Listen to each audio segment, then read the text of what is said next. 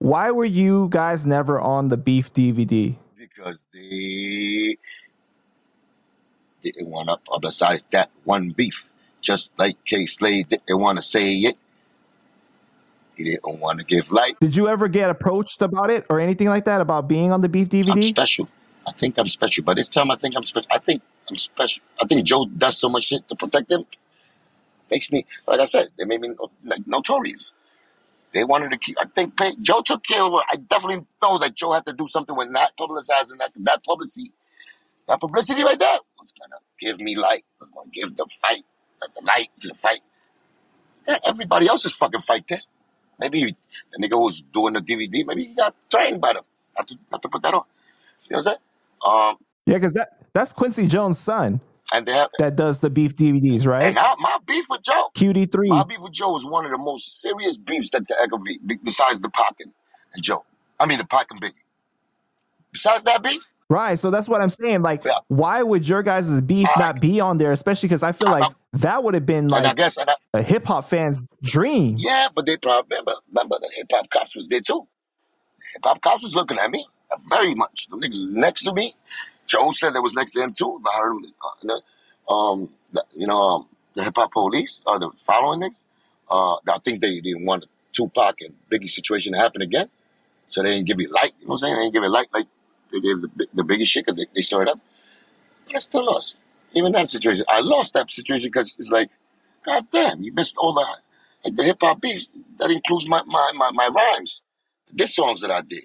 They would have heard that shit. They would have understood. You know what I'm saying? Because it's different chapters to an artist. If you're a real artist, my nigga, you got different moods, you got different eras, you got different phases, and it's still you.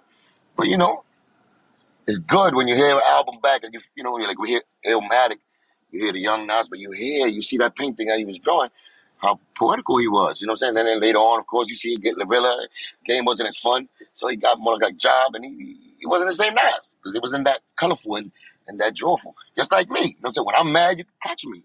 The chain reaction wasn't even that mad, but you know what I'm saying? But you've seen certain things. You've seen 24 Carats. You know what I'm saying? You've seen Yeah Baby. You've seen Capital Punishment. You've seen the voices. My voice changed like a motherfucker. I sound like super fucking Mighty Mouse back when I started. You know what I'm saying? I don't got the fucking Barry White sexy ass voice that the girls go crazy about. I don't got that. Hey baby, come here. They don't got that. Yeah, baby. Back in the days, it sounded like a chipmunk. You know what I'm saying? And people grow, and especially if, like, Lil Wayne, we seen him grow through his phases. You know, he's a hip hop baby. We seen that young kid since he was like 10, 11. You know what I'm saying? Fireman, all that shit. You know what I'm saying? Through what he became, which is a legend too in his own right. He changed the game too. Right. That's the one that, even though, you know what I'm saying, like the East Coast, even though they love him, he crosses borders. But like old school niggas like myself, like that was like last of the Mohicans right there. That was the last, like, you know what I'm saying, like hip hop baby that I consider that it was, he belonged up there top tier. You know what I'm saying? Of course, with 50, one of the last niggas too. But we seen Lil Wayne work. He was like Michael Jackson to us. Like, that nigga grew up. We seen him when he was regular, work hard. We've seen the talent. They go crazy. And he wrote his own rhymes. So hard work, and that motherfucker's a superstar. He just looked crazy, but he's a superstar. So we saw, like, some of the DJs cover your guys' beef, right? You and Joe, like P. Cutta and everything. And then there was like that whole misinfo thing where she said, oh, there was a fight at the Haven Hotel and it was Cuban Link and Joe. But were there other big outlets that were covering your guys' issue? It was like MTV covering it. Were there other magazines? The cops were the main source. The cops and the feds. I think that's the best. Those niggas was like the Source and Double XL. Source magazine, Double XL, none of those magazines were covering your guys' beef at all.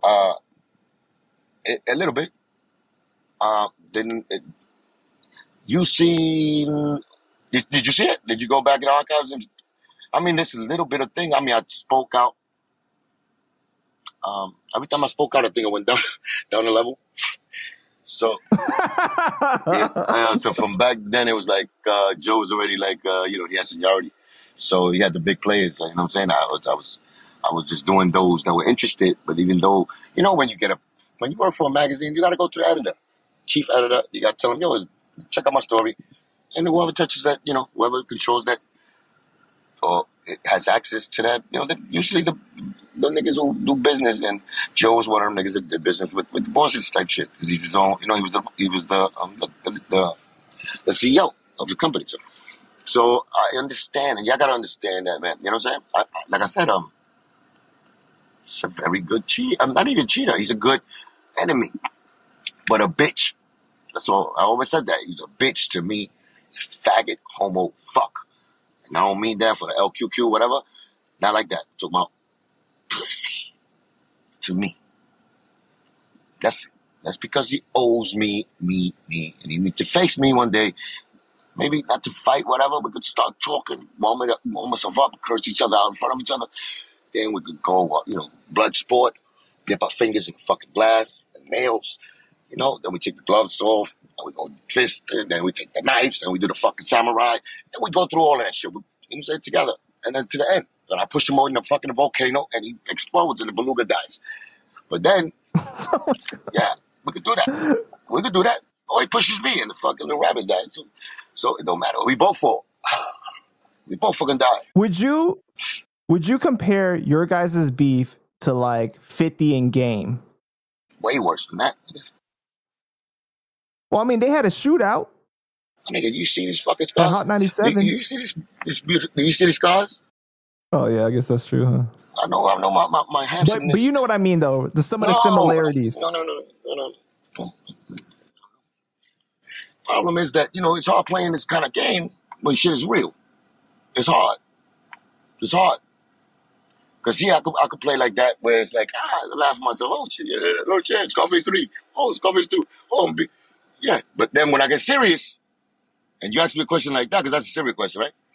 And you compare me to something like that, then you doubt it. I have to tell you, are you for real? Because I'm that nigga that you do that to. It's a real nigga shit, right? It's not about, oh yeah, money, Oh yeah, we squashed it. We squash it. Just resolve it. But do you think is any avenues of resolve was given to me? Never. Not the right way, not respectfully. And you know what I'm saying? And hey, that's the way it is. But I'm still, human being. I'm still MC. And try to put the music first.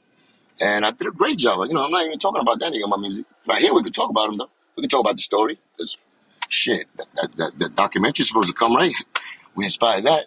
And then I got my books, that I want to read about, because I know that chapter is the missing chapter that y'all all confused about. Y'all don't want to listen to it. I think you're confused.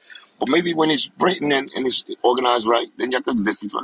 I'll come with a DVD and a fucking stick so y'all can niggas bounce some balls so y'all can follow, don't get lost. And then you could understand my story. And not to even, I don't even want y'all niggas, if you don't believe you Fat Joe fans, you Fat Joe fans. You know what I'm saying? Because I don't believe, niggas like you're showing me now. Nigga robbed his pun. He's supposed to be homie. They told my twin. They crying for him and everything. He robbed him for $4 million. Y'all niggas do not care. Stop Pun's son from fucking not care. Found out that he telling people not to fucking put me on. Nori came out and said, "Do not care." That nigga's still sucking his balls. So I guess I want to just tell my story because, hey, I like the truth to be out there. So one day, atomic bomb happens, they find my book, they're going to find the truth out.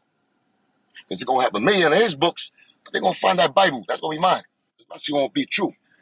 You're going to see it come out and be played out because it repeats itself because the truth is that powerful. So that's what I'm saying. It's going to be written. That's all.